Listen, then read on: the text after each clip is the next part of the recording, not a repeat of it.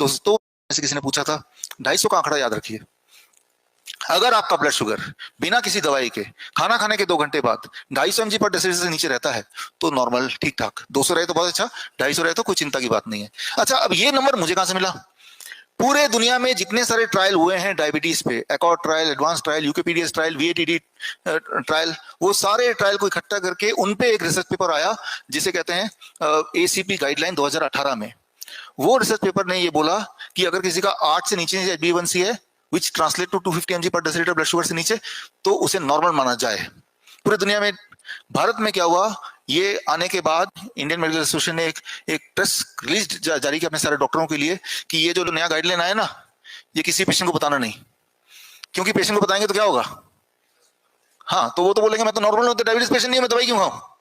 अच्छा, ये जो प्रेस रिलीज आया, अगर आप ये प्रेस रिलीज देखना चाहते हैं तो आप गूगल में डालिए ACP guideline Indian medical association, तो सारे प्रेस रिलीज आपको दिख जाएंगे।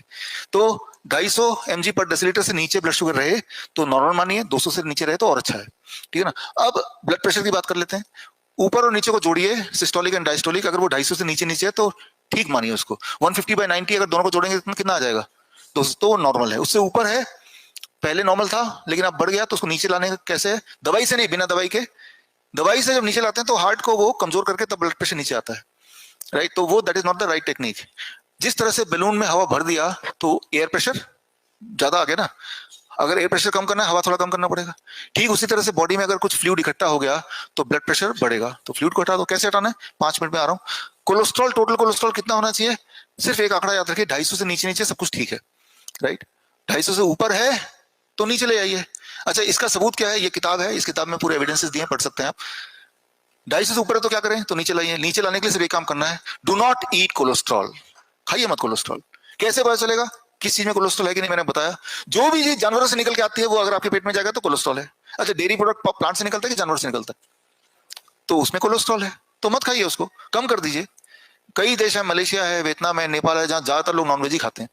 वहां जब मेरा लेक्चर होता है, मैं बोलूं कि भाई नॉनवेज छोड़ दीजिए, तो बोलेंगे आप ही चले जाइए, हम तो नॉनवेज नहीं छोड़ने वाले। तो मैं फिर नेगोशिएट करता हूँ, मैं बोलता हूँ कम कर दो। आप वो जानवर खाओ, पहले तो कम खाओ, वो जानवर खाओ जिसमें कम कोलेस्ट्रॉल है। कैसे पता चलेगा कौन से जानवर कम कोलेस्ट्रॉल है? एक सिंपल नियम है, जिस जानवर के कम पैर है उनमें कम कोलेस्ट्रॉल